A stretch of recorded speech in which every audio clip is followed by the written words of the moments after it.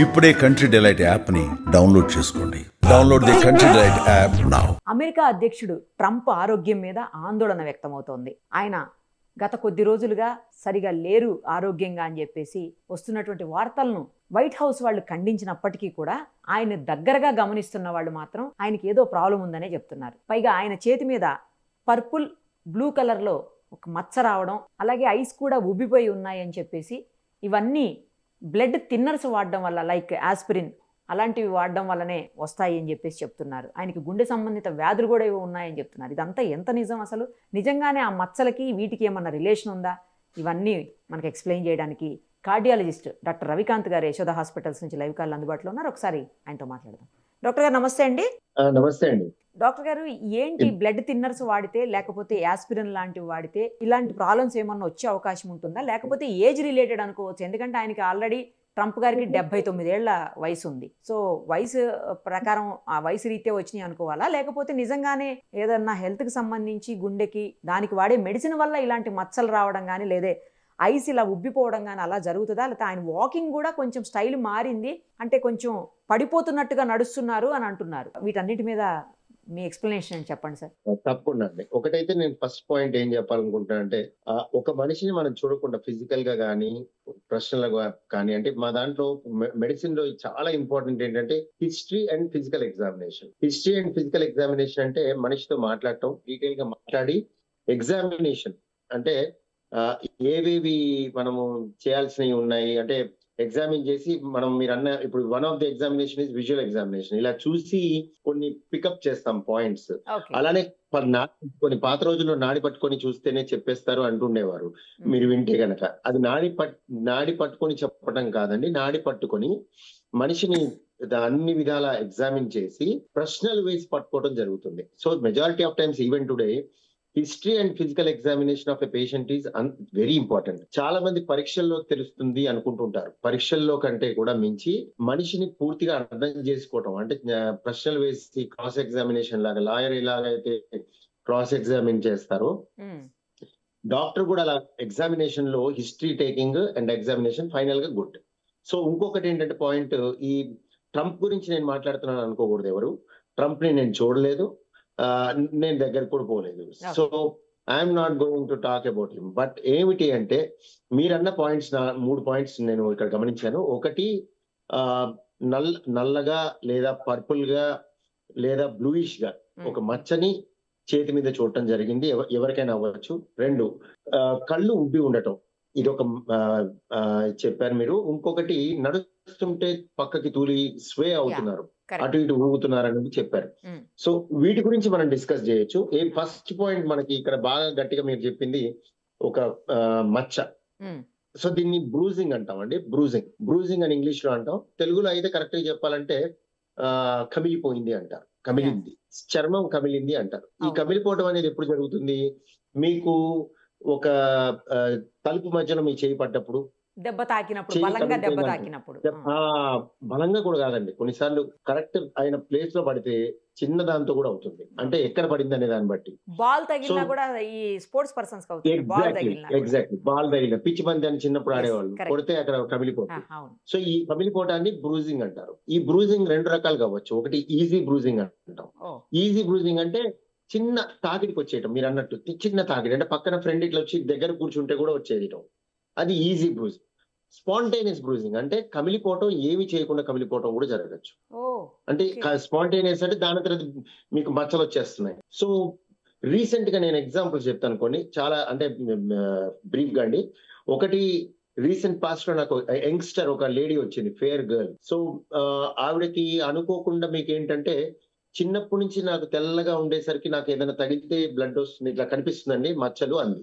మరి నాకు ఇప్పుడు ఎందుకు వచ్చి చూపించుకుంటున్నారు అంటే, నేను గుండె డాక్టర్ని, నాకెందుకు చెప్తున్నారు అన్నా. గుండె డాక్టర్ అంటే వాళ్ళు ఏం చెప్పారంటే, పక్కన వాళ్ళు చెప్పారండి గుండె డాక్టర్లు కూడా చూస్తారు ఇలాంటివి, బికాజ్ ఈ బ్లీడింగ్ ఆస్పిరిన్ వాడితే వస్తుంది, మీరు ఆస్పిరిన్ వాడితే అనే మాట వచ్చింది కాబట్టి ఆస్పిరిన్ వాడితే వస్తున్నారు ఆయన అని వచ్చారు. సో ఇప్పుడు ఎందుకు వచ్చారు చిన్నప్పటి నుంచి వస్తే అంటే, కొంచెం వియర్డ్ గా వస్తున్నాయి, ఎక్కువగా వస్తున్నాయండి. చూస్తే అది looking blood cancer. She ended up with blood cancer and luckily she survived 8 hours. So మీకు కొంతమంది ఇలానే వచ్చి మన దగ్గర ఇలానే కమిలిపోయిందని చెప్పి మన దగ్గరకు వచ్చిన వాళ్ళు, ఏది ఉండదు, స్కిన్ డిసీజ్ అది. అంటే డిసీజ్ కూడా అనకూడదు, స్కిన్ ఫిజియాలజీ. ఓకే. ఫిజియాలజీ అంటే వాళ్ళకి ఆ స్కిన్ ఆ విధంగా ఉంటుంది. సెనైల్ పర్పురా అనే ఒక డిస్కషన్ వచ్చింది. సో అది సెనైల్ పర్పురా అంటే ముసలితనంలో స్కిన్ కూడా ముసలి పడిపోయి పేలవంగా అయిపోవడం వల్ల ఈజీగా బ్రూజ్ అవుతుంది. సో దీంట్లో మనిషికి ప్రాణాపాయం ఉండదు. ఓకే. కాస్మెటిక్ గా అందరు చూస్తుంటే అడుగుతుంటారు, ఏంటి ఇలా ఊరికి అన్ని చోట బ్లడ్ ఉందని. మీరు చాలా తెల్లగా ఉన్న వాళ్ళకి చూడండి, కొంతమందికి ఈ ఎర్ర మచ్చలు ఉంటాయి బ్లడ్. వాళ్ళు బ్రష్ చేసుకున్నప్పుడు జస్ట్ బ్రష్ ఇక్కడ తగిలినప్పుడు రావచ్చు, షేవ్ చేసుకుంటే చర్మానికి రావచ్చు. సో ఇవన్నీ జబ్బు లేకుండా కూడా రావచ్చు. ఇందాక నేను ఓకే. చెప్పింది ఇంకో ఎక్స్ట్రీమ్ బ్లడ్ క్యాన్సర్, లుకీమియా. ఉమ్, ఇది అదర్ ఎక్స్ట్రీమ్. అంటే ఇది గుడ్, అది బ్యాడ్. ఉమ్, సో మీకు సింపుల్ గా కూడా బ్రూజ్ అవ్వచ్చు. ఇంకొకటి, మేము ఇప్పుడు ఈ జనరేషన్ లో మేము స్టెంట్లు పెట్టాక చాలా మందికి టికాగ్రిలార్ అనే ఒక మందు పెడతాం. టికాగ్రిలార్, ఆస్పిరిన్ అనే మందులతో, టికాగ్రిలార్ అని మచ్ మోర్ పొటెంట్ మెడికేషన్, ఉమ్, క్లోపిడోగ్రెల్ అని ఉంటది. అలా ఈ టికాగ్రిలార్ అని స్టెంట్ పెట్టాక ఆపద్దు అని చెప్తాం. సో ఈ టికాగ్రిలార్ వాడే వాళ్ళల్లో చాలా మందిలో, అంటే 100లో ఒక 20 మంది 30 మందికి తొడల దగ్గర రాపిడి ఉన్న చోట, లేదా సంకల దగ్గర ఎక్కడైతే రాపిడి ఉంటుందో అక్కడ, లేదా టైట్ గా వేసుకున్న చోట, క్లోతింగ్ వేసుకున్న చోట మచ్చలు వస్తాయి. ఓ, కొంతమందికి పెయిన్ఫుల్ ఉంటాయి, కొంతమందికి నాన్ పెయిన్ఫుల్ ఉంటాయి, ఓహో, ఓహో. కొంతమందికి పెయిన్ఫుల్ కూడా ఉంటాయి. ఓ, సో మేము అయినా కూడా కంటిన్యూ చేస్తాం మందుని, ఆపం. ఎందుకంటే అది ప్రమాదం ఏం క్రియేట్ చేయదు. పెయిన్ బాగున్న వాళ్ళకి మాత్రమే మారుస్తాం, ఉమ్, మెజారిటీ పీపుల్ కి మార్చాం. సో స్కిన్ లో అండర్ ద స్కిన్ బ్లీడ్ అయినప్పుడు పెద్ద ప్రమాదం ఏం కాదు. కానీ నేను ఇందాక చెప్పినట్టుగా కొంతమందికి పెథాలజీ ఉంటుంది. సో లుకీమియా, బ్లడ్ క్యాన్సర్ లాంటిది ఉండొచ్చు. ప్లేట్లెట్ తగ్గిపోయి, రీసెంట్ గా డెంగ్యూ ఫీవర్ వచ్చి, జ్వరం వచ్చి తగ్గిపోయి, ప్లేట్లెట్ తగ్గిపోయి, ప్లేట్లెట్ ప్రమాదం, ఇది మార్కర్ అవ్వచ్చు. తర్వాత బ్రెయిన్ లో బ్లీడ్ అయి ప్రాణం మీదకి రావచ్చు. సో ఇట్లా మచ్చలు అనేవి బినైన్, ప్రమాదకరం కాని వాటి నుంచి ప్రమాదకరమైన వరకు ఏదైనా అవ్వచ్చు. కొన్ని మీరు అన్నట్టుగా మందుల వల్ల అవ్వచ్చు, కొన్ని జబ్బు వల్ల అవ్వచ్చు, కొన్ని జబ్బే లేకుండా కూడా కావచ్చు. సో ఇదంతా కూడా డాక్టర్ నిర్ధారణ చేయాలి. మనమే దాన్ని వచ్చిన వెంటనే కంగారు పడిపోకూడదు, అలా చెప్పి దాన్ని నెగ్లెక్ట్ చేయకూడదు. డాక్టర్ ని సంప్రదించినట్టయితే అది సరైన పద్ధతిలో, ఇది అసలు మనం మర్చిపోవచ్చా, దీనికి ఏమైనా చేయాలా అనేది చెప్పడం జరుగుతుంది. సో దీన్ని ఫైనల్ గా స్పాంటేనియస్ ఆర్ ఈజీ బ్రూజింగ్ అంటాం. మరి సో బ్రూజింగ్, యాంకిల్ దగ్గర కూడా సో ఇది స్వెల్లింగ్ ఉందని మచ్చ. అంటున్నారు డాక్టర్ గారు. యాంకిల్ దగ్గర కూడా స్వెల్లింగ్ వచ్చింది అంటున్నారు. మరి ఐస్ కూడా సో లావ్ నెక్స్ట్ స్వెల్లింగ్, ఈ కంటి దగ్గర ఉబ్బటం. మీరు సినిమాలో కూడా వచ్చిందండి, కళ్ళ కింద క్యారీ బ్యాగులని. సో మీరు ఈ క్యారీ బ్యాగ్స్ లాగా కనిపించడం అనేది మీకు చాలా మందిలో వయసుతో వస్తుంది. దాన్ని ఇప్పుడు బొటాక్స్ వేసి ఫిల్ చేస్తున్నారు చాలా మంది.